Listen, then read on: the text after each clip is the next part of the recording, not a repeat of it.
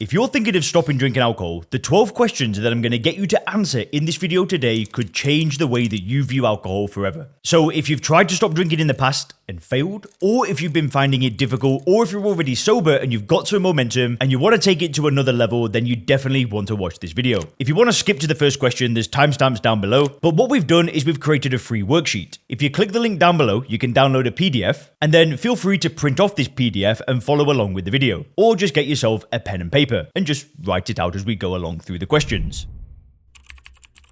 Now, before we get into the first question, let me just go back a little bit to explain the method behind the madness. So, a quick introduction. My name is Leon Sylvester. I'm the founder of SoberClear.com, and we're a coaching company that uses this totally new method to help people get control of their drinking. Our method is scientifically validated by an academic psychologist. If you go on Google Scholar, you can find his scientific report. Our method works quickly. We do get people get results in under 24 hours. It's rare, but it sometimes happens. Most people are taking around 2 to 7 days. And the most important thing is what we do is completely different to everything else out there. Why? Because it's all built on a foundation of changing your worldview. This might feel a bit off topic, but if I can explain the method that we use, then the questions are going to make so much more sense, and you'll see how the questions fit into the bigger picture of helping you get control of your drinking. So what we do in the program, and what we're going to do in this video, is use something called first principles thinking. See, when most people try and stop drinking alcohol, what do? They reason from analogy. And what this means is they make quick decisions. So for example, you might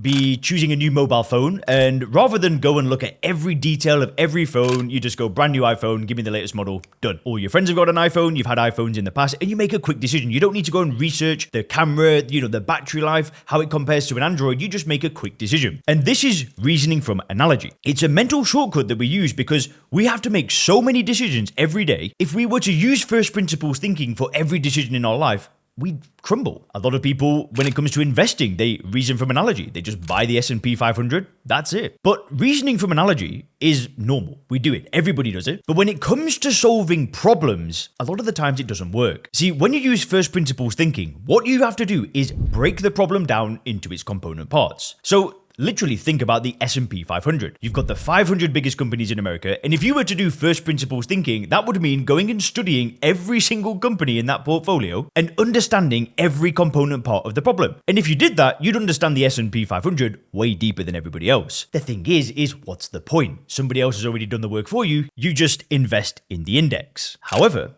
when it comes to alcohol, that is a problem that so many of us have for decades. Yet what we do is we reason from analogy. So what that means is that we go to society and we say, how do we stop drinking alcohol? And what does society reflect back to us? Why don't you drink less?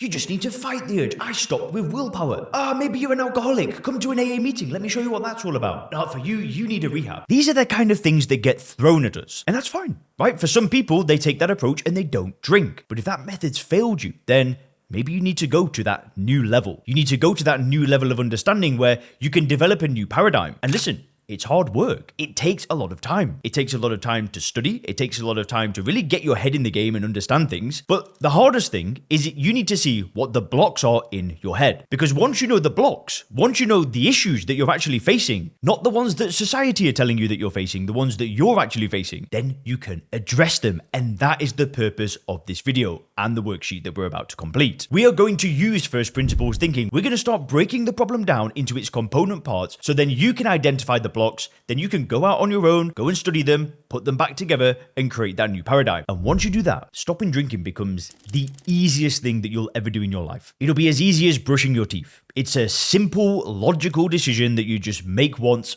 and then do the thing. I'm sure in the morning, you don't wake up and then walk to the toilet and get your toothpaste on your toothbrush and then think, do you know what? I'm not going to do it. I might do it tomorrow. Maybe I should brush my teeth only half today. No, you don't do that. You just do the damn thing. That's how it feels with alcohol once you see it for what it is. So again, you can either get a pen and paper, you can take some notes, or you could just go and get the worksheet, the PDF, or make a Google Doc. And very quickly, if you want instant access to a brand new video training that I've just finished showing you how to control alcohol in as little as 48 hours, then click the link in the description.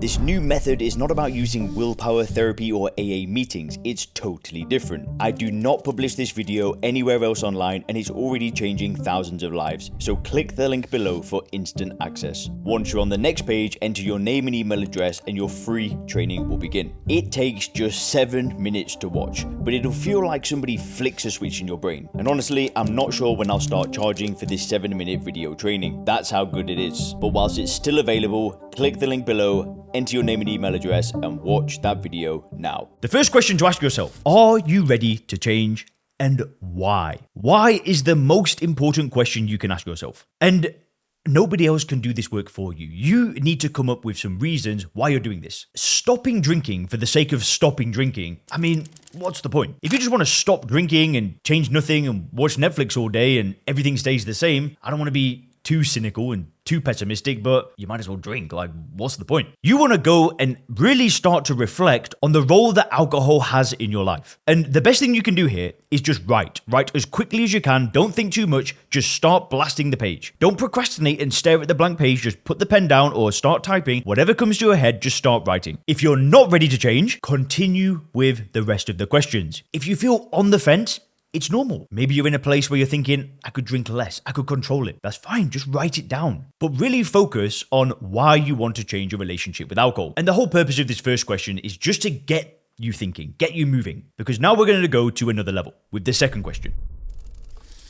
The second question is, what pain is alcohol causing in your life? If you can come up with 10 ways that alcohol causes pain in your life, that will be so helpful and that will be an asset to you as you go through this journey. If you can always remember the pain that alcohol caused when you stop drinking and you're 3 months sober, 6 months sober, and you forget about the pain, you can always look back to this list. So even if you're quite new to this journey, I'd recommend doing this. For me, it stays fresh in my memory because I've had so many damn failed attempts to stop drinking in the past. I don't need reminding of this. But in my journey, in my life, alcohol was making me lethargic, right? I'd put on weight. I was bloated. It was affecting my relationships with my family. I couldn't hold down a romantic relationship. I say that quietly because my wife might hear me. I'm in the lounge and she's over there. But I couldn't do that. But I couldn't do these things when I was drinking. Actually, we're not quite married yet. 22 days and counting. Maybe by the time this video gets published, we're married. But anyway, write down how alcohol is causing pain in your life. How is it making you feel? Right? How is it making you look? And just write down as many things as you can. I think 10 would be a perfect aim here. Number 3, question 3. Who does your drinking impact other than yourself? Now, what I mean here is you don't want to think, okay, if I drink alcohol, then, I don't know, I'm going to influence my friends to drink let's not think about that. When you drink alcohol, what message does that send to the people that you love? So I have a younger brother. My brother is 18. He's actually with us right now. He's come to stay for a month before he goes to college, to university. And because he's done so well with his schoolwork, we've decided to invite him to come and stay for a month and have a holiday before he has to go to college, go to university. When I was drinking alcohol, I wasn't setting the right example to him. Sure, drinking was impacting my life, but don't you have people in your life that look up to you? People that might be your friends, your family, people that you want to set an example for. Ask yourself how the drinking impacts them. Because here's the thing that people don't realize. Everybody knows about your drinking. If you drink, we all think that we can keep it secret and nobody really knows what we're doing, but everybody knows. So even if you think you've got it under control and nobody really knows about the issue, are you really setting the example that you want to set in your life? This is a painful place to go in your mind. Now, I'm going to ask one more kind of negative question and then we're going to transition the video. But let's just go one step deeper and then we'll get a bit more optimistic. But if you keep drinking alcohol, where do you see yourself in the next 3 years? And if you feel like 3 years isn't going to be that bad, just extend the time horizon. 10 years, 20 years. I'm pretty sure that if I continued drinking alcohol, I might have had 15 years left. The way that I used to drink is I would binge drink and I would make the most ridiculous life decisions ever. Not everybody's like that. A lot of the people that I work with in my coaching program, they're chronic drinkers. They've drank a sustained amount, a large amount of alcohol for multiple decades. And I asked them this question, where's this going? Are you really waiting to get that phone call from the doctor saying cirrhosis of the liver, like cancer diagnosis? And I hate talking about this stuff, but it really is life or death. Alcohol is one of the biggest killers in the world. It kills millions of people. And I don't want to come across as too harsh, but nobody is immune to this. I've had people in my life, in my family, where alcohol killed them. They drank themselves to death. Anyway, write it down. Let's go into the 5th question.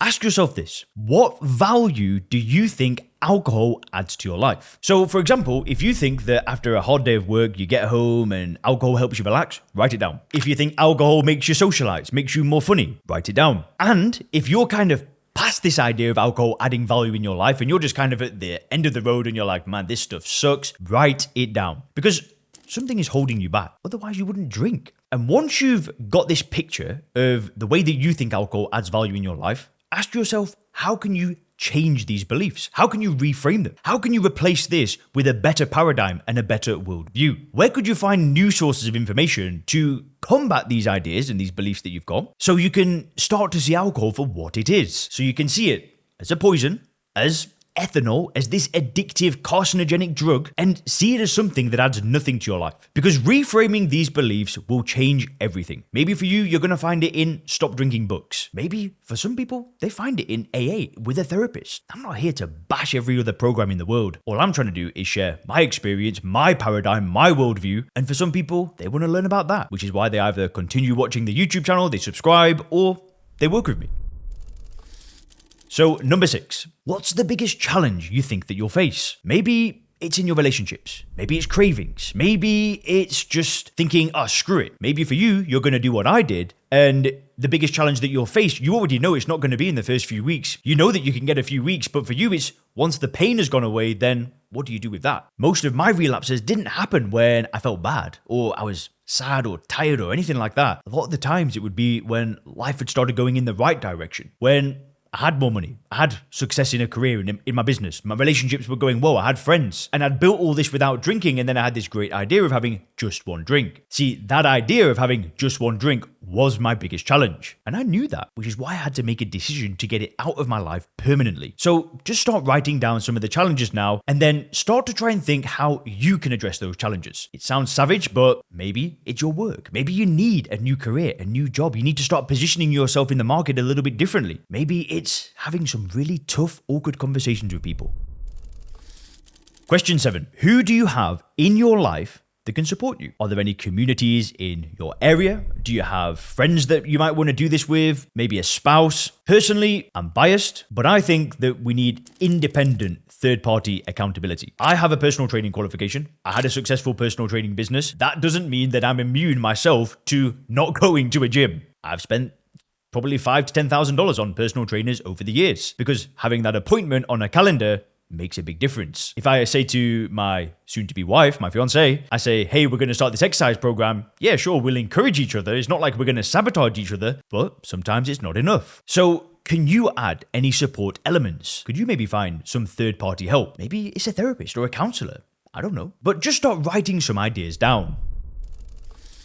Question number 8, this one is big. Ask yourself how confident you feel about making this change. What's a good thing to do here is to put a number on it between 1 and 10, and then ask yourself, if you had 10 out of 10 supreme confidence in making this decision permanent, what would be different? For some of us, it's going to be time. We're just going to need to rebuild that trust in ourselves. And for others, it's getting some skin in the game. It's actually making a financial investment in something that's in alignment with this decision. I'll give you an example. I recently found a YouTube channel. I'm not going to talk about the topic. It's very private. And I was watching this YouTube channel and I'm thinking, man, this guy's good. Like, what he's teaching, I want to apply in my life. And as soon as I realized he had a coaching program, I immediately bought it because I'd been watching his videos for a few days and I didn't actually do anything with the information. But I knew that if I gave this guy some money, if I got some accountability and some support from him, what I would do is buy into his ideas. And not only did I get the private help, which was super helpful, but then I went on his free stuff and then I started implementing those things. So in my own life, that's been huge. Now, number 9, here's where we're going to start thinking very positively. How I've done it is the first 4 questions are mostly about the pain and the negatives. The next questions are about the transition and really making the change. But now let's talk about what to do next. So question 9, what do you want out of life? How do you want your life to look? When it comes to this topic of designing a vision, designing your life, there's a really helpful book and it's called Goals by Brian Tracy. It's a classic self-help book, but it gives you some really great frameworks. And what he encourages you to do is when it comes to really thinking about what it is that you want for your life is to write without limits. So he just says, write down whatever it is that comes to your head. Don't think, can I achieve this? Can I do this? Because, I don't know, maybe you want to write a book and then you start writing down, okay, well, I want to be a published author. But then if you let that voice in your head override it of like, well, who are you to be an author? Well, you don't know anything. You need to get a degree first. You need to do this. You need to do that. He says, ignore that voice because what you really want will come out as long as you don't think, well, I can't do that. So just write. But now let's get a little bit more specific when it comes to alcohol. With question 10, if you don't drink for 3 years, how will your life look? If everything goes exactly as planned, what will life look like 3 years from today? How will you look when you look in the mirror? What about your relationships? How much money's in your bank? How's your business doing? And one of the most fun things that you can do here is just write an average day in the life of this individual 3 years from now. The version of you that's been sober for 3 years. Where are they waking up? Who are they waking up with? What are you doing when you're eating breakfast? When you look out the window, what do you see? When you open your computer or go on your phone, what's there? What are you doing for work? What does a typical day look like? And now what we're doing is rather than just running away from the pain of alcohol and fixing our worldview, we're now starting to go towards something better. We're starting to design a vision. This is exactly what I did when I just stopped drinking alcohol. I was blessed to join a different coaching program, totally unrelated to stopping drinking, but it was all about this. It was about designing what you want your life to look like and then trying to become the character that would effortlessly achieve this dream. The 11th question to ask is, what's one area of your life that you could put 100% focus into when you stop drinking? For most people, it's probably going to be their physical health, which means getting back to the gym, maybe hiring a personal trainer, getting on some nutrition program. But for others, it might be the relationship with their spouse. For others, it's going to be their spirituality and reconnecting with God. But write down one area that you can focus on when you stop drinking alcohol, and then start to think of some action steps that you can take to start making that a big focus. And finally, the most important question of all, question 12. When it comes to your dream and what you want out of life, the question that you want to ask yourself is not, how do I get it? Or what do I need to do? The best question you can ask yourself is, who do I need to become? My old mentor used to say, if you were the kind of person that could achieve the goals that you have, you'd already have them. Which is why you need to just basically kill your current version of you and replace it with the version of you that can effortlessly achieve your dream. For me, that meant learning YouTube, putting myself on the internet, not being afraid of being judged by others. Now, this is something that I do in my coaching program. It's the final thing that we do, is we really design this new identity. So instead of stopping drinking and making that the focus of our life, we're becoming somebody new. If you want to see if that's a good match, just click the link in the description. You can apply to join the program, or you can go to soberclear.com. And if you click the video on the screen now, I'm going to show you some of the secrets to stopping drinking.